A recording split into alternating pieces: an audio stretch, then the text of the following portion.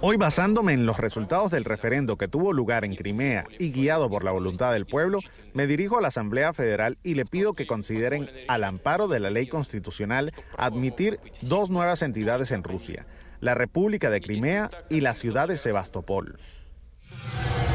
¡Qué horror!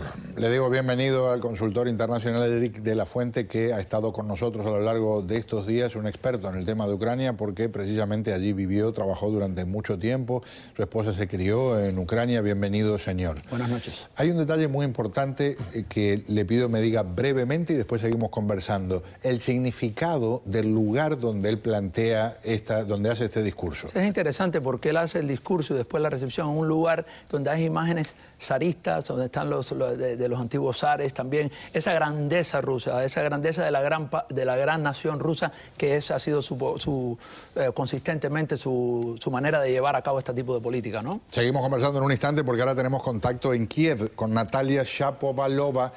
Natalia, muchísimas gracias por acompañarnos. Ella es investigadora del Grupo FRIDE y ex analista de un centro de estudios de la capital ucraniana. Buenas madrugadas para usted. Buenas madrugadas. Gracias. ¿Cómo ha reaccionado la gente en la capital de Ucrania y en general en Ucrania con esto que ha pasado en Crimea y en Rusia? Con mucha preocupación, mucho miedo también sobre lo que puede pasar enseguida. Hay mucho miedo a una intervención rusa al este y sur de Ucrania. Cuando habla de intervención, ya hay un reporte de que tropas rusas entraron en un lugar que no es Crimea. Eso se ha confirmado, ¿verdad? Sí, es cierto. Y la región fronteriza con Crimea. Y entonces sospecho, usted me dirá si estoy en lo correcto, que mucha gente dirá, bueno, ¿qué puede detener a Vladimir Putin si se puso a Crimea en un bolsillo en cuestión de una semana de seguir buscando más partes de Ucrania? Yo creo que una resistencia desde Ucrania, pero también resistencia y una respuesta decisiva del mundo, de la comunidad internacional, más sanciones,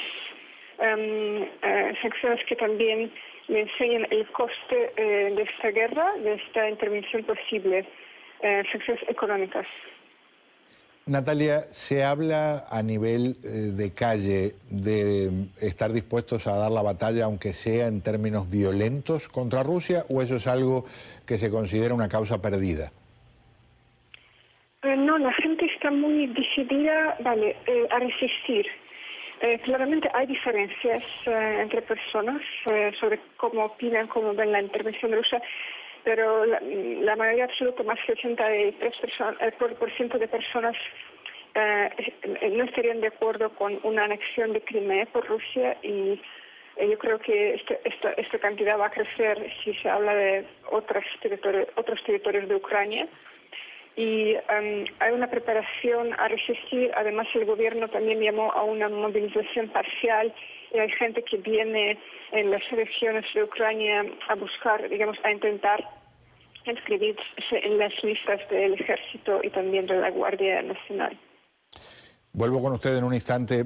Eric, para usted, ¿cuál es el impacto principal de lo que dijo Putin, aparte de lo que, por supuesto, de lo que se hace, ¿verdad? ¿Qué lee en ese mensaje de hoy? Sí, yo creo que el mensaje de Vladimir Putin hoy iba a tres tipos de audiencia. Primero hacia el occidente, desafiante, ¿no?, para exponer hacia dónde es su expansión en la periferia. Un poco también hacia la Crimea. Él dijo en el discurso que ahora Crimea iba a tener tres lenguas, la rusa, la ucraniana y lo de las tátaras crimeos. Hoy encontraron a un miembro de la étnica tátar muerto, que parece que fue asesinado durante las últimas 2 semanas. Pero la más importante es hacia el pueblo ruso, porque esto fue un discurso nacionalista, patriótico, histórico, invocando las grandes batallas de la guerra de la Crimea, de la defensa de Sebastopol, porque su popularidad, que había caído por las cuestiones económicas, por otras razones internas que hay en Rusia, ahora lo ves que está en alza. Y yo creo que eso es muy importante en el discurso de hoy, al nivel internamente, poder enfocar la opinión pública de nuevo en esto, porque gran parte en Rusia considera Crimea parte de Rusia misma, ¿no? Aquí hay un pasaje muy llamativo de lo que dijo Vladimir Putin hoy. Nos hablan de una intervención rusa en Crimea, de una agresión. Eso suena raro. No recuerdo ningún caso en la historia en el que una intervención se hiciera sin disparar un tiro y sin ninguna persona muerta. No crean a esos que meten miedo con Rusia, diciendo que después de Crimea vienen otras regiones. No queremos una división de Ucrania. No lo necesitamos. Me imagino que logró escucharlo, Natalia.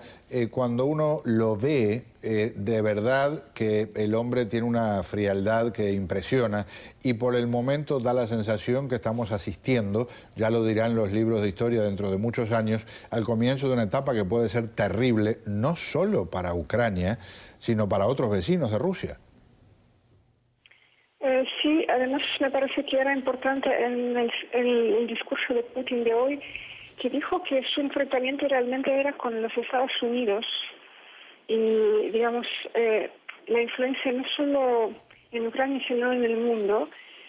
La región del Europa del Este realmente es bastante frágil en el sentido de que cada país casi tiene su conflicto congelado o un territorio que está en una disputa. Moldavia, por ejemplo, tiene Transnistria, que es una región que en 2006 votó en referéndum para reunirse con Rusia y ahora también hay voces que ellos quieren reunirse con Rusia.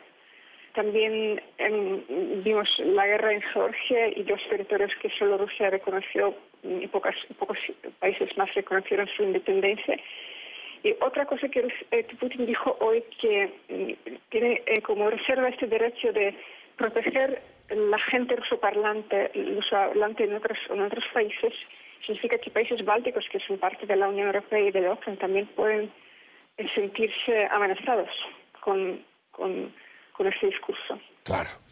Natalia, muchísimas gracias. Estamos hablando de muy avanzada. ¿Qué hora tiene usted ahora? Las 2:30 de la mañana. Muchas gracias por estar con nosotros, muy amable. Muchas gracias a vosotros. Un gusto. Quiero incorporar también algo de lo que dijo el nuevo presidente de Ucrania, que sí, cuando se habla de fascismo, apunta en la dirección correcta, según muchos a nivel internacional.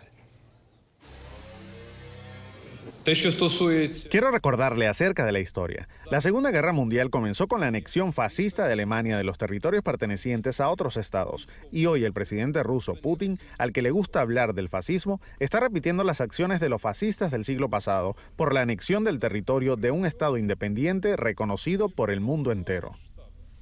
Lo hemos mencionado en su momento y a veces uno dice, ¿será que tal vez se nos va la mano, estamos exagerando? Pero lo de que en 1937, 38, 39 se vivieron cosas como las que hoy estamos viendo, es una realidad. Bueno, y de nuevo, y va mucho más allá porque desde el principio Putin estableció que su prioridad no solo es restablecer a Rusia, pero restablecer la grandeza de Rusia. Y esto es parte de eso, con algunas repúblicas que quieren más autonomía, con otras áreas que él consideraba de su parte. Yo creo que lo que estamos viendo hoy no solo es una guerra a nivel militar, pero también una guerra a nivel mediático, con este tipo de él poder controlar la opinión pública interna lo más posible. Un gusto tenerlo aquí, señor. Muchas gracias.